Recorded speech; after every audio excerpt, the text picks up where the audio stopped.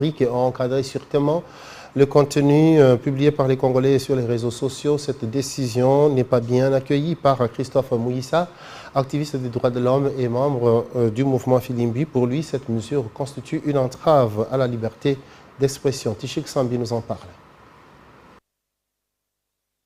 Le président de la République veut siffler la fin de la récréation sur les réseaux sociaux. Lors du Conseil des ministres du vendredi 27 février, Félix Tshisekedi veut un encadrement strict vis-à-vis du contenu publié par le Congolais. Une mesure qui n'est pas saluée par Christophe Mouissa, activiste de droits de l'homme, membre du mouvement Filimbi, qui rappelle que les faits évoqués sont déjà repris dans le code du numérique ainsi que le code pénal. Pour moi, tous les faits qui ont été évoqués dans les comptes rendus sont réprimés par les codes numériques, premièrement, mais également par le code pénal congolais. Donc, il ne sert plus à rien d'ajouter des décisions supplémentaires si les animateurs des services compétents, notamment la justice, passant par les parquets et les OPJ, ne font pas réellement leur travail. Parce que les parquets et les OPJ ont la responsabilité de rechercher les infractions, d'identifier les auteurs et de les déférer devant les juridictions pour effectivement l'analyse de la gravité de leurs propos.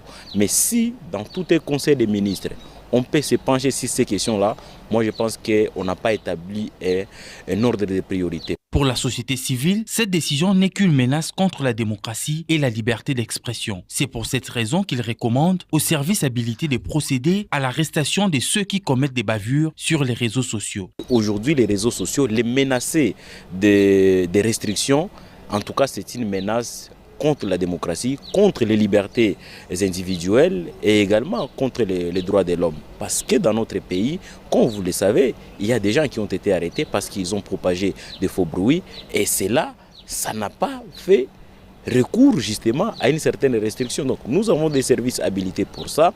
On doit laisser les réseaux sociaux fonctionner normalement parce qu'il reste le seul endroit où les Congolais s'expriment mieux pour donner leurs opinions sur la gouvernance. C'est également un espace où on fait les différentes recherches scientifiques, les marketing et c'est aussi les lieux de divertissement. Il faut dire que cette instruction du chef de l'État au ministre de la Justice et de l'économie numérique de travailler d'arrache-pied en vue d'un encadrement responsable de l'utilisation des réseaux sociaux rappelle les mesures prises au Gabon sur la suspension ou le